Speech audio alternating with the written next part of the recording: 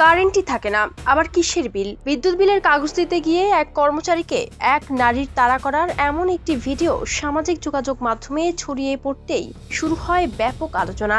ভিডিওতে দেখা যায় বিদ্যুৎ বিলের কাগজ নিয়ে এক ব্যক্তিকে গ্রাহকের বাড়ি আসতে দেখা যায়। এ সময় এক নারী হাতে থাকা তেলের বোতল দিয়ে ওই ব্যক্তিকে আঘাত করেন। এরপর ঝাড়ু হাতে তাকে ধাওয়া করতে থাকেন তিনি।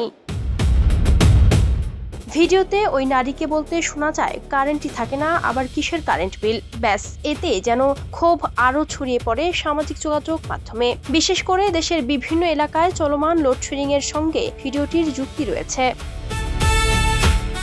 অনুসন্ধানে জানা গেছে, ভিডিওটির সঙ্গে বাস্তব কোনো বিদ্যুৎ বিল নিয়ে বিরোধের সম্পর্ক নেই। এটি আসলে একটি পূর্ব পরিকল্পিত বা সাজানো ভিডিও। অর্থাৎ ভিডিওতে যে ঘটনাটি দেখানো হয়েছে সেটি বাস্তবে ঘটেনি, বরং অভিনয়ের মাধ্যমে পুরো দৃশ্যটি তৈরি করা হয়েছে। আরও জানা গেছে, গত 12 আগস্ট মুন্না ও মোল্লা নামের একটি ফেসবুক অ্যাকাউন্ট থেকে ভিডিওটি প্রকাশ করা হয়। ওই অ্যাকাউন্ট ঘেঁটে দেখা যায় সেখানে বিভিন্ন ব্যক্তিকে নিয়ে অভিনয় করা এমন আরও একাধিক সাজানো ভিডিও নিয়মিত প্রকাশ করা হয়।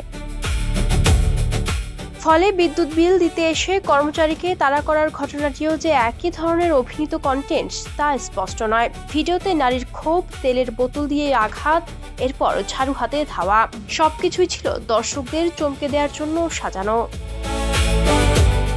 তবে প্রশ্ন উঠছে, এমন ভিডিও কেন এত দ্রুত ছড়িয়ে পড়ল? এর অন্যতম কারণ হলো ভিডিওটির বিষয়বস্তু দেশের বর্তমান বিদ্যুৎ পরিস্থিতির সঙ্গে সহজেই মিলে যায়। দীর্ঘ লোডশেডিং এ মানুষ যখন অতিষ্ঠ, তখন কারেন্টই থাকে না, আবার কিসের বিল? এমন বক্তব্য স্বাভাবিকভাবেই অনেকের ক্ষোভের সঙ্গে মিলে যায়।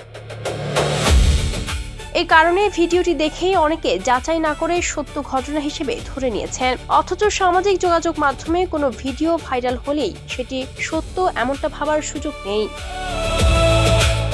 বিদ্যুৎ বিল নিয়ে ওই নারীর ক্ষোভের দৃশ্যটাই বাস্তব কোনো ঘটনার ছবি নয়, এটি ছিল দর্শকদের বিনোদন দেওয়ার জন্য তৈরি একটি সাজানো ভিডিও। তবে ভিডিওটি ভাইরাল হয়ে যাওয়ায় আবারও সামনে এসেছে সামাজিক যোগাযোগ মাধ্যমে কোনো তথ্য দেখার পর তা যাচাই করার প্রয়োজনীয়তা। সামাজিক যোগাযোগ মাধ্যমে কোনো তথ্য দেখার পর তা যাচাই করার প্রয়োজনীয়তা।